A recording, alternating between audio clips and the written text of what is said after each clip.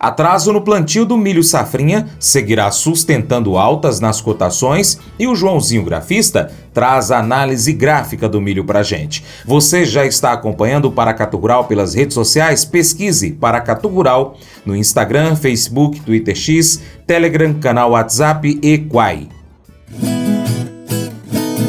Commodities Agrícolas, com Joãozinho Grafista.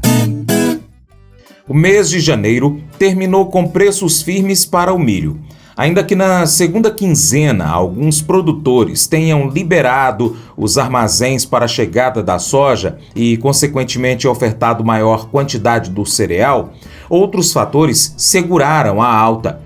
O agente autônomo de investimentos João Santaella Neto destaca que as movimentações na Bolsa de Chicago são altistas, já que as projeções dão conta de uma menor safra global e de um atraso no plantio da safrinha brasileira em decorrência das chuvas de janeiro. Olá a todos do programa Paracatu Rural, aqui quem fala é João Santaella Neto, conhecido há 25 anos como Joãozinho Grafista. E vamos lá comentar sobre o mercado do milho, como foi a última semana. Bom, já que estamos começando o mês de fevereiro, então vamos fazer aí um resumo, como sempre, né, no início do mês, o que a gente pode esperar para esse mês de fevereiro. Lembram que eu falei, há 2, 3 meses atrás, iríamos voltar a ver o milho voltar na casa dos $5 por bushel, né, ou 500 por bushel, e alertei, vim falando aqui para vocês, e tivemos um rally enorme do milho aí, praticamente desde o mês de dezembro, na verdade lá atrás ainda já começou a corrigir, né, desde outubro, e vimos o milho na quarta-feira, semana passada, bateu lá 497 por bushel, né? Mas lógico, normal, depois de 2 dias bons aí de alta, né? Na quarta-feira subiu quase 2,5%, e quinta e sexta aí vem realizando praticamente 3% aí, né? Nos últimos 2 dias. Dificuldade de oferta sustenta cotações no Brasil em janeiro. O mercado brasileiro de milho então registrou preços em alta ao longo de janeiro, de acordo com as safras em mercado, consultoria. O primeiro mês do ano foi marcado pela menor disponibilidade de oferta, o que contribuiu para sustentar as cotações. Na região sul, o mês de janeiro foi complicado, uma vez que parte da colheita da safra nova de verão acabou sendo exportada pelo porto de Rio Grande. No estado de São Paulo, o início do mês também foi marcado por preços firmes, cenário que mudou um pouco a partir da segunda quinzena de janeiro, quando os produtores passaram a liberar ofertas maiores da safra anterior, safra velha, para comercialização, visando a abertura de espaço nos armazéns para recebimento da safra de soja. Mercado internacional, a Bolsa de Chicago acumulou uma forte valorização ao longo de janeiro por conta da expectativa de menor safra nos Estados Unidos e no mundo 24-25. As preocupações com os problemas na safra da Argentina devido à seca, apesar que tivemos chuvas por lá agora nos últimos dias, talvez por isso veio essa realização em Chicago, bem como riscos de atraso no cultivo da segunda safra de milho do Brasil, por conta do excesso de chuvas no centro e norte do país, também garantiram suporte às cotações internacionais do cereal. Então vamos lá, como é que ficaram os preços internos ao longo de janeiro? No Paraná, base Cascavel, o milho foi cotado a R$ 73,00, frente a R$ 70,00 registrado em dezembro do ano passado. Em São Paulo, Campinas, CIF, a cotação ficou em R$ 77,00, um aumento aí de 4%, frente a R$ 74,00 no final de dezembro. Também no estado de São Paulo, na Mogiana Paulista, Franca, por ali, né? O cereal manteve a R$ 72,00 a saca. No estado de Mato Grosso, em Rondonópolis, a saca ficou cotada a R$ 66,00, uma queda de 2,94%, frente a R$ 68,00 praticados no final de dezembro. No Rio Grande do Sul, em Erechim, o preço ficou em R$ 74,00, frente a R$ 72,00 em dezembro. Aqui no nosso estado, Minas Gerais, base Uberlândia, o preço na venda subiu 4%. preço na venda da saca, né? Subiu 4,48% ao longo do mês, de R$ 67 para R$ 70. E no estado de Goiás, base Rio Verde, a saca subiu 1,49%, então acho que foi o que menos oscilou. Todas as federações, né, todos os estados brasileiros produzem milho, passou de 67 para 68 reais, tá bom? Os dados aí são da agência Safras e Mercado. Quanto às exportações de milho no Brasil apresentaram receita de 587,242 milhões de dólares em janeiro, nos primeiros 17 dias úteis, com média diária de 34,5 milhões de dólares. A quantidade total de milho exportada pelo país ficou em 2,695 milhões de toneladas, média de 158,408 mil toneladas. Bom, bora falar um pouco então do nosso mercado internacional lá em Chicago. De acordo com o boletim americano Hightower Report, né? Ontem à tarde, no caso na quinta-feira à tarde, o nosso Trump confirmou novamente que as tarifas serão impostas a 25% para o México.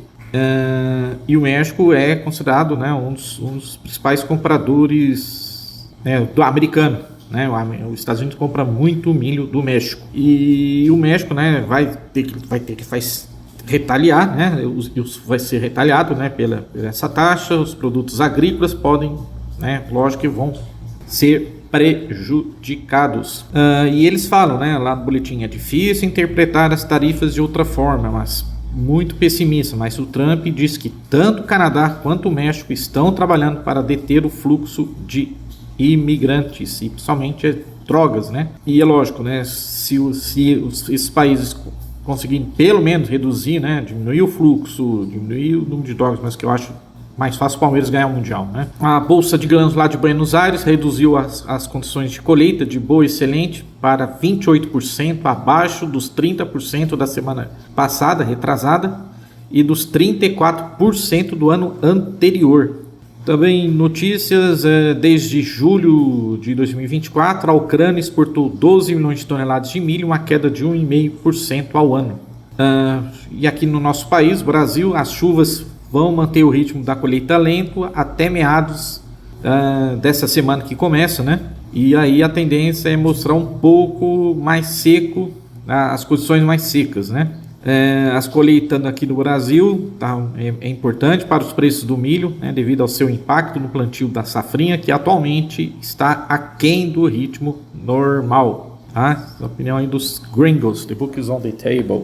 Na sexta-feira, a força do dólar em relação às outras moedas, perspectivas, então, como eu comentei aí, né, das tarifas impostas ao México e ao Canadá, então acabou pressionando o mercado. A partir de sábado agora, né, passado, contribuíram para as perdas. Além disso, o mercado avaliou a perspectiva, então, como falei, de chuvas, mas as chuvas também lá na Argentina podem aliviar um pouco o quadro de forte escassez hídricas, né? Tem começado a chover por lá.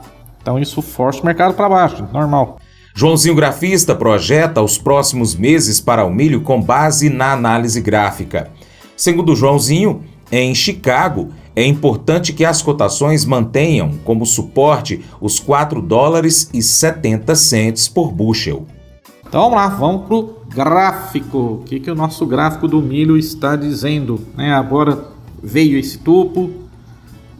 Como vocês sabem, né, eu gosto muito daquele estudo matemático conhecido como Fibonacci. Eu vinha falando, a gente estava num canal de baixa violento mercado, né, desde maio do ano passado, tinha feito a máxima dos 470, o milho veio até 360, lá ele fez um movimento que a gente chama de sobrevenda, né, caiu demais, e aí iniciamos o repique, já a partir de por ali, final de agosto, o milho voltou a trabalhar na casa dos 4 por bushel, depois rompeu a resistência nos 4,30, nos 4,50 que eu falei, 4,70 que eu falei, se subisse o mercado voltaria a subir bem, e não deu outra, né? É lógico que a gente trabalha com probabilidade, né? A matemática, né? Principalmente o estudo Fibonacci, porque a gente trabalha com porcentagens de alto e de baixo, né, dos preços. né? E eu gosto muito, e a gente trabalha com o Fibonacci trabalha com o que a gente chama de 0,38, 50, 61 e 100%. Mas é um movimento de alta importantíssimo para o milho enquanto ele permanecer ainda, na minha opinião, né? Lógico, a gente não é Deus para adivinhar, mas acima dos 4,50, principalmente acima dos 4,70, tá? Fechou a 4,82. Se os preços permanecerem ainda acima dos 4,70, os objetivos ainda continuam nos 510, 540, 570, 580. E aí o alvo é só lá nos 6,50 por bushel, tá bom? E lógico, né? Abaixo dos 4,70, acredito que o mercado começa a querer perder um pouco de força para voltar para os 4,50, 4,30 ali mais ou menos, tá? Então é isso aí. Vai bushel, vai milho, vai seca, vai chuvas, vai Donald Trump, vai commodities. Quando as coisas estão se desmoronando, não tente reconstruí-las por conta própria. Apenas deixe Deus encaixar os pedaços de volta. Se você está enfrentando um problema, existem duas opções. Você pode adorar ou se preocupar. Apenas isso. Isto é o que chamamos de fator da fé. Paulo retrata em Filipenses, capítulo 1, 18 e 19. Por isso, estou alegre e vou continuar assim, pois eu sei que por meio das orações de vocês e com a ajuda do Espírito de Jesus Cristo, eu serei posto em liberdade. No primeiro versículo, Paulo transmite diversas fontes de força para que você permaneça positivo e feliz, mesmo em tempos difíceis. Primeiro, você tem que manter a perspectiva de Deus em seus problemas. Paulo disse, pois eu sei. É o que você sabe que mantém você caminhando. Paulo sabia que Deus estava trabalhando em meio à luta dele e manteve ao máximo a perspectiva de Deus. Segundo, Paulo tinha pessoas orando por ele e isso lhe manteve em sua jornada. Por isto, ele disse, a ajuda do Espírito de Jesus Cristo. O Espírito Santo também mantinha Paulo em seu caminho. Finalmente ele afirma, eu serei posto em liberdade. Paulo tinha fé que Deus trabalharia em seu problema para o bem, porque ele tinha perspectiva de Deus, as orações dos amigos, o Espírito Santo, a fé. Paulo escolheu continuar assim, ou seja, alegre. É sua escolha estar alegre. Esse devocional faz parte do plano de estudos Hábitos de Felicidade do aplicativo biblia.com. Muito obrigado pela sua atenção, Deus te abençoe e até o próximo encontro.